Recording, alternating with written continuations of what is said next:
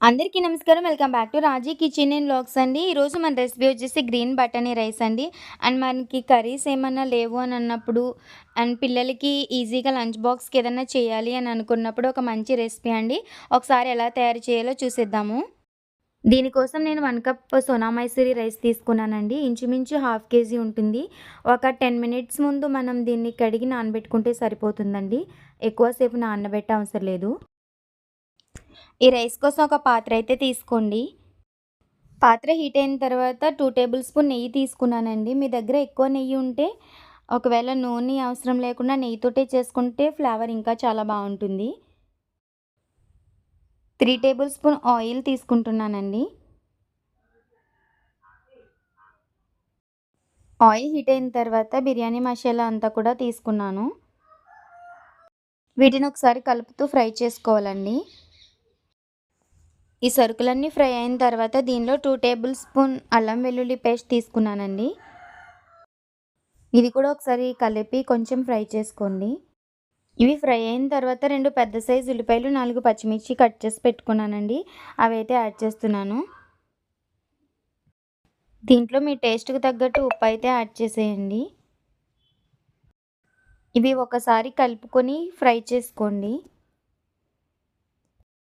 ఉల్లిపాయలు మనకి ఫ్రై అయిన తర్వాత నేను ఫ్రోజన్ బఠానీ వేస్తున్నానండి. మీ దగ్గర ఫ్రెష్ బఠానీ గనుక ఉంటే తీసుకోండి, చాలా బాగుంటుంది.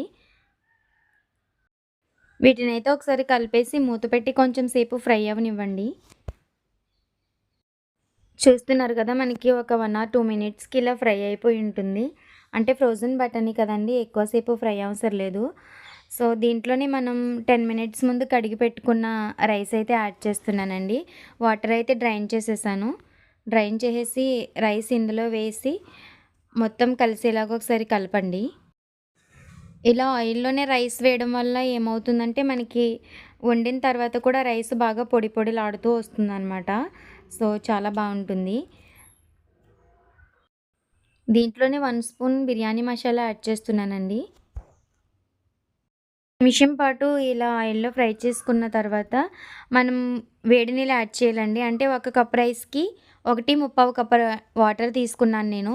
ముందే వేడి నీళ్ళు కాచి పెట్టుకోవాలండి. ఎందుకంటే చల్లనీళ్ళు యాడ్ చేయడం వల్ల ముద్ద కట్టేసినట్టు అయిపోతుందనమాట రైసు. పొడి పొడిగా రాదు. సో వేడి నీళ్ళు అయితే యాడ్ చేసుకోవాలి దీంట్లో.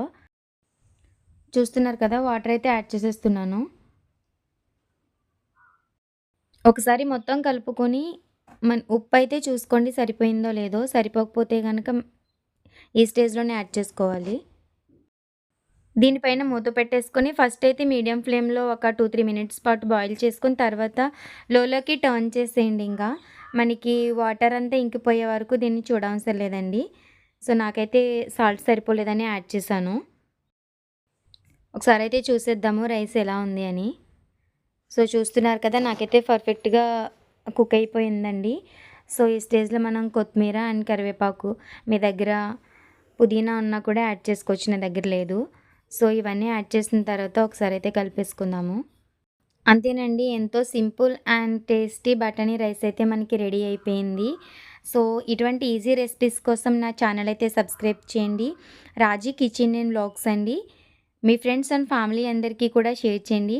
బెల్ ఐకాన్ మీద మర్చిపోకుండా క్లిక్ చేయండి. Thank you so much. అందరికీ నమస్కారం.